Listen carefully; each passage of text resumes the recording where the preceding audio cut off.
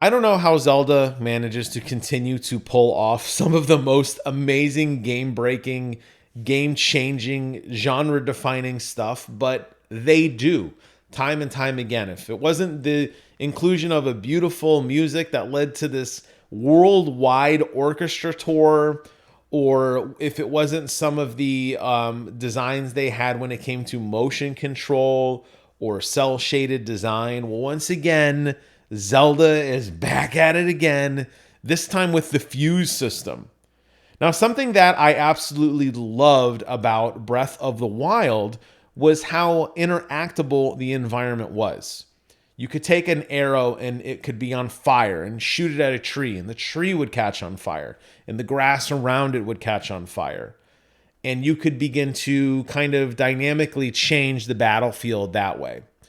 You could also take your shield and slide down a hill, or you could take a rock and roll it down a hill and it would turn into like a snowball or something, which would open a door to another area. These were all things that were really, really interesting, but it kind of only stopped at very scripted events.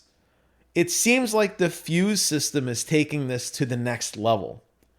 Not only can you craft these really bizarre, crazy weapons, like a super long pole arm or a heat seeking arrow, or the ability to cast a smoke screen on enemies around you to be able to sneak up and attack them. But now, using in world elements, whether it be tree branches or rocks or anything else you can find, you can now craft dynamic weapons and traversal methods in which to interact with the world in a way you could not do before. This is such a sandbox game that has really kind of revolutionized that concept yet again. And I want to fast forward briefly to show you some of the systems that they have in place here. So you could do very simple things like fuse together a couple logs to make a raft, which is really cool.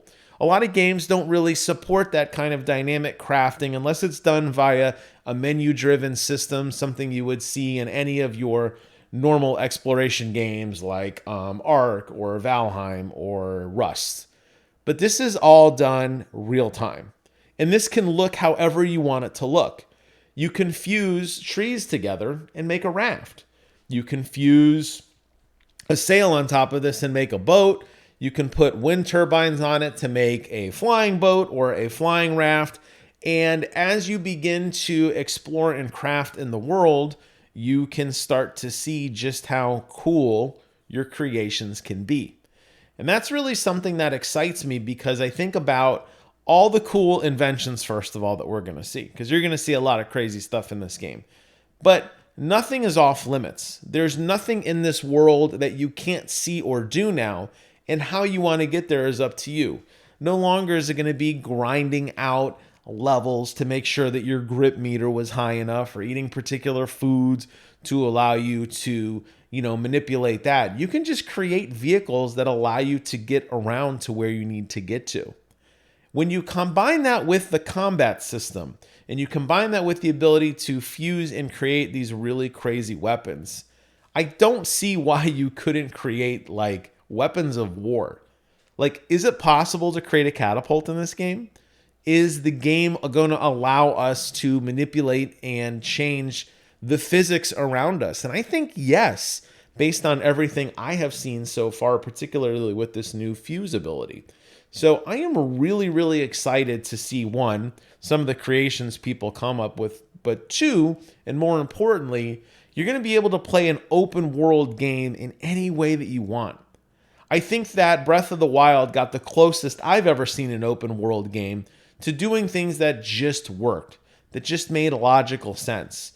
Now, with this new ability, I feel like you're going to be able to take that to the next level and create these wild inventions, and it's going to have a kind of Minecraft feel to it almost.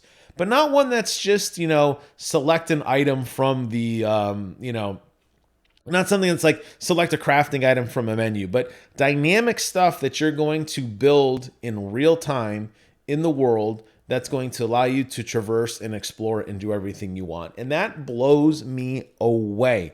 as a gamer, as somebody who's played a lot of open world games, always limited by like, why can't I just do this? Or why can't I just do that? It would make sense if I was in this environment in real life. This is what I would do to get out of the situation.